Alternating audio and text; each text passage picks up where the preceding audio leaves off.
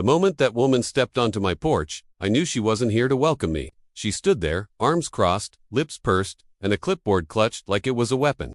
She didn't even bother introducing herself before saying, "You're new here. So let me make one thing clear. This neighborhood runs by my rules." That was my introduction to Karen, the self-proclaimed queen of the HOA. I had just moved into what I thought was my dream home, a peaceful community by the lake, quiet streets, friendly smiles. But what I didn't know then was that behind every freshly painted fence and manicured lawn, there was one woman controlling it all like a dictator. At first, I brushed it off. Maybe she was just strict about keeping things neat. But it didn't take long to see her true colors. 3 days after I moved in, I got my first warning. My trash bin was too visible. It was behind my fence. A week later, she fined me $150 because my mailbox wasn't the right shade of black. I tried being polite. I smiled, nodded, even thanked her for the reminder. But every time I fixed one issue, she invented another. It wasn't about the rules, it was about control. And when she tried to embarrass me in front of the whole neighborhood, that's when she crossed the line. It was at the HOA meeting. Dozens of homeowners sat in folding chairs, listening to Karen lecture about maintaining standards. Halfway through, she called out my name. "We have a new homeowner here who thinks he's above the rules," she said with that smug grin.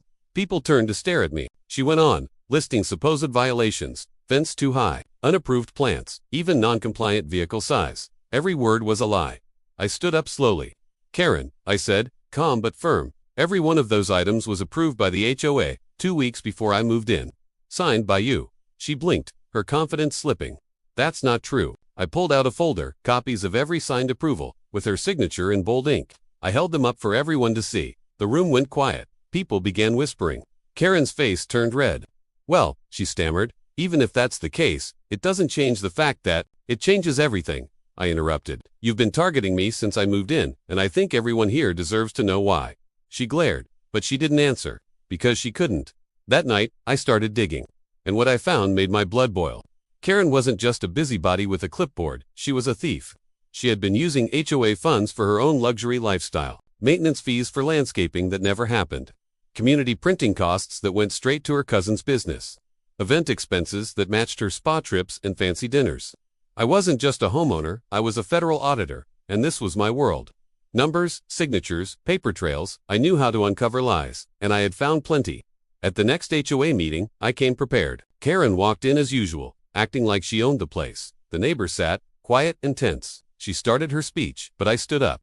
"Before we go over new business," I said, "I'd like to discuss where our old money went." Karen frowned. "Excuse me." I clicked a button, and the projector behind me lit up with documents, spreadsheets, receipts, and screenshots. "These," I said, "are financial records from the HOA account. Over $40,000 in expenses, all linked to you or your family." Gasps filled the room. Karen shot up. "This is outrageous." "You have no right." "I have every right." I cut her off. "I work for the Federal Oversight Department. And as of this morning, these records have already been submitted for investigation." The color drained from her face. The room erupted, people shouting, demanding answers, waving their own fee receipts in anger. Karen tried to speak, but no one listened.